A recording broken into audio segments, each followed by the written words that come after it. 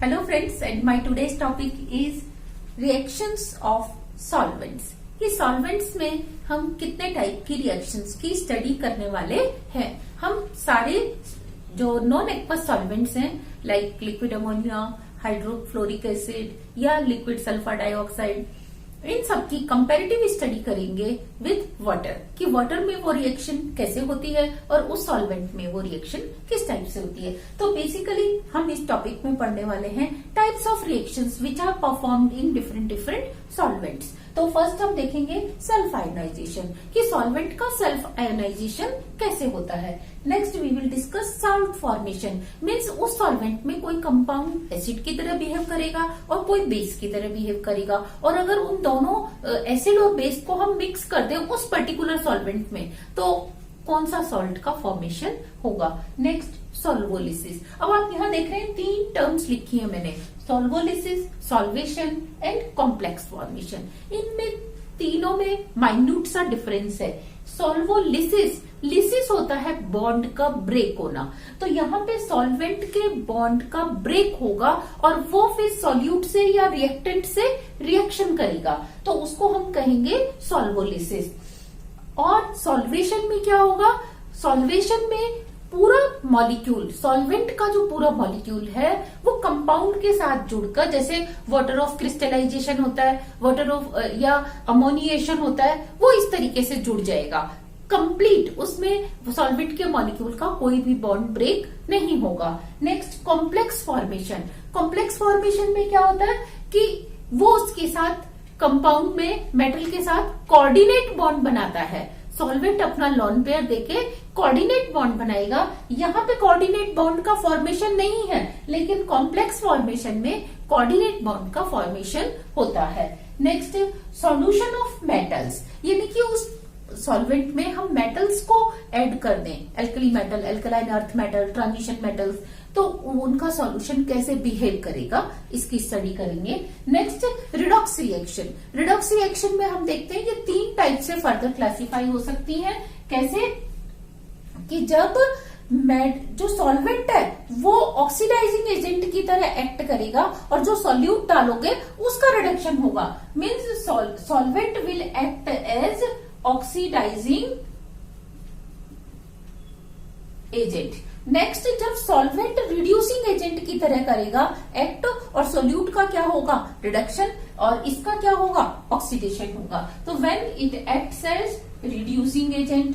Next जब ये किसी भी तरीके से पार्टिसिपेट नहीं करेगा, बल्कि इसमें जो आप सॉल्यूट्स डालोगे वो आपस में ऑक्सीडेशन रिडक्शन करेंगे, तो जिसमें ये पार्टिसिपेट नहीं करेगा। नेक्स्ट मेटाथेटिकल और प्रेसिपिटेशन रिएक्शन। इसमें क्या होगा, हम दो सॉल्यूट्स को इसके अंदर ऐड करेंगे, तो जो बनने वाला प्रोडक्ट है, दो रिएक्टेंट आपने डाल दिए, प्रोडक्ट जो बनेगा उसमें से एक प्रोडक्ट ऐसा होगा जिसकी सॉल्युबिलिटी इस सॉल्वेंट में कम होगी, तो it will form as a precipitate, उसका प्रेसिपिटेशन होगा।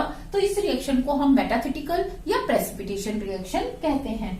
Next comparison. कंपैरिजन में क्या करेंगे, हम उस सॉल्वेंट का कंपैरिजन किसी दूसरे सॉल्वेंट के साथ करेंगे कि उस सॉल्वेंट की प्रॉपर्टीज क्या हैं, इस सॉल्वेंट की प्रॉपर्टीज क्या हैं, या उसमें वो रिएक्शन कैसे परफॉर्म होती है और इसमें ये रिएक्शन कैसे परफॉर्म हो रही है। Next advantages and disadvantages, means जो आपने सॉल्वेंट सेलेक्ट किया है इसके क्या एडवांटेजेस है ओवर अदर सॉल्वेंट्स और इसकी क्या डिसएडवांटेजेस है, मीन्स अदर सॉल्वेंट्स जो है वो ज्यादा प्रीफर किए जाएंगे, इनको कम प्रीफर किया जाएगा, या इनके साथ क्या लिमिटेशंस हैं वो हम पढ़ेंगे डिसएडवांटेजेस में। So these are the type of reaction which we are going to discuss in non aqueous solvents.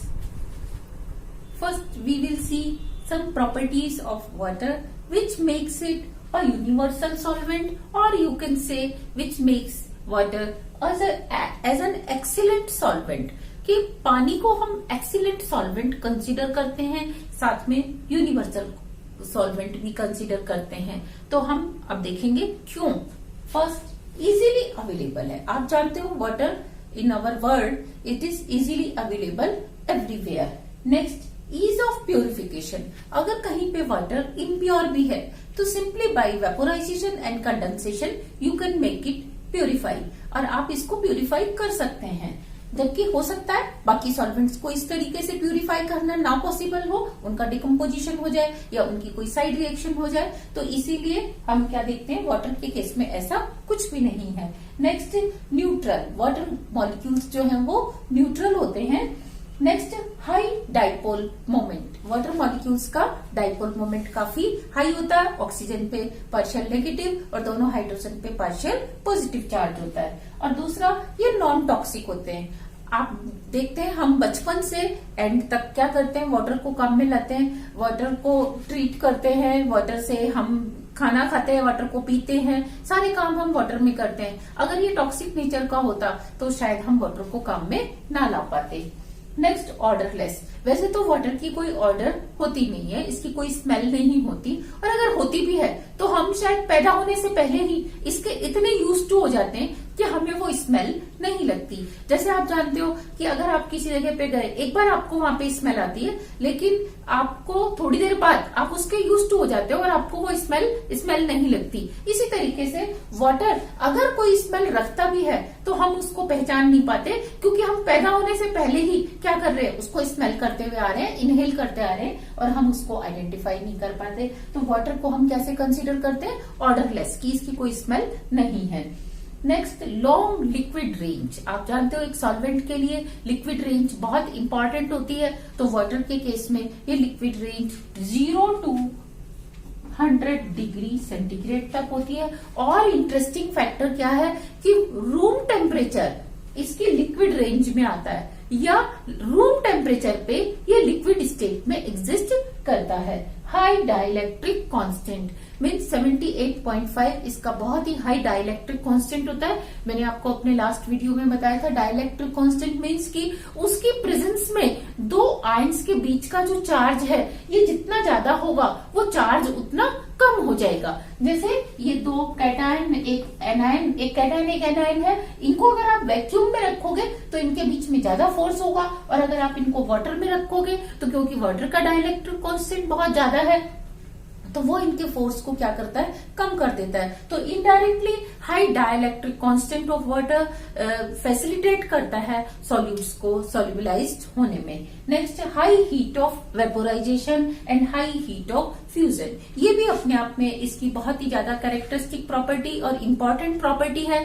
कैसे कि कुछ रिएक्शंस ऐसे होती हैं, A+B आपने उनको रिएक्ट कराया तो वो एक्सोथर्मिक होती हैं, मीन्स साथ में वो हीट इवॉल्व करती हैं, और वो हीट कहाँ जाएगी, नेचुरली सॉल्वेंट में ही जाएगी। और सॉल्वेंट अगर उस हीट से वेपोराइज हो जाए तो क्या होगा, आफ्टर सम टाइम सॉल्वेंट खत्म हो जाएगा और आपको बार बार ऐड करना पड़ेगा। लेकिन वाटर के केस में हीट ऑफ वेपोराइजेशन इतनी ज्यादा है कि वो उस हीट को एब्जॉर्ब कर लेता है और खुद वेपोराइज नहीं होता। सिमिलरली कुछ रिएक्शंस ऐसी होती है जिनमें A+B की रिएक्शन होती है तो साथ में हीट इन्वॉल्व होती है, मीन्स एंडोथर्मिक रिएक्शंस होती हैं। और जब एंडोथर्मिक रिएक्शन होती है तो वो हीट कहाँ से लेती हैं, सॉल्वेंट में से एब्जॉर्ब करती हैं। अब जब वो सॉल्वेंट में से हीट को एब्जॉर्ब करेंगी तो सॉल्वेंट का टेम्परेचर क्या होगा, कम हो जाएगा। और अगर उसकी हीट ऑफ फ्यूजन कम हो सॉल्वेंट की तो वो तुरंत किस में कन्वर्ट हो जाएगा, सॉलिड में। जब वो सॉलिडिफाई हो जाएगा तो it will no more used as A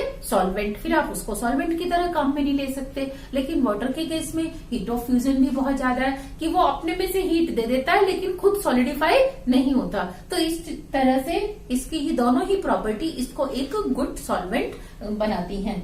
next, abundantly available, शायद पहले तो ये बहुत ही सही था, लेकिन हमने क्या किया है, इसके अबंडेंस के साथ बहुत ज्यादा मतलब नाइंसाफी की है और इसको इतना ज्यादा एक्सप्लॉइट कर दिया कि आज शायद वाटर अबंडेंटली अवेलेबल नहीं है। मैं प्योर फॉर्म की बात कर रही हूँ, अदरवाइज तो जो टोटल मास ऑफ वाटर है वो तो कांस्टेंट ही है, लेकिन प्योर फॉर्म ऑफ वाटर को हमने बहुत ज्यादा एक्सप्लॉइट कर लिया है। नेक्स्ट, सेफली हैंडल्ड, आप देख रहे हो अगर आप कोई रिएक्शन वाटर में करा रहे हो तो आपको वाटर में रिएक्शन कराते समय आपके हाथ को टच कर सकता है, आपके ऊपर गिर सकता है, या आपकी आंखों में जा सकता है, या अगर आप पिपेट आउट कर रहे हैं तो आपके मुंह में आ सकता है। लेकिन फिर भी वाटर आपके लिए बिल्कुल भी टॉक्सिक या नुकसानदायी नहीं है, तो ये इसको आप इजीली हैंडल भी कर सकते हो। तो इसीलिए ये सारी कुछ प्रॉपर्टीज ऐसी हैं जो वाटर को क्या करती है, एक्सीलेंट सॉल्वेंट बनाती हैं। साथ में हम इसको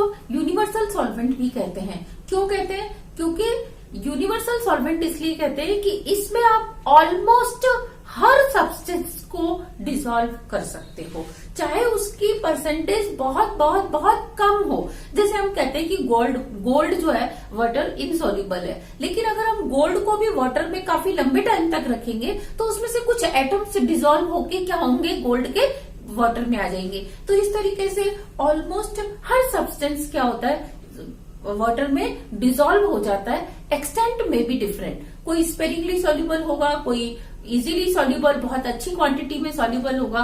तो हम क्या देखते हैं कि इसके अंदर एक ये टेंडेंसी है कि it can solubilize each and every type of compound, चाहे वो कोवेलेंट कंपाउंड है उसका भी क्या होगा, एक आध मॉलिक्यूल इसमें जाके सॉल्युबल हो ही जाएगा। मेटल्स का एक आध पार्टिकल उसमें सॉल्युबल हो ही जाएगा। तो इसीलिए हम इसको क्या कहते हैं, यूनिवर्सल सॉल्वेंट भी कहते हैं।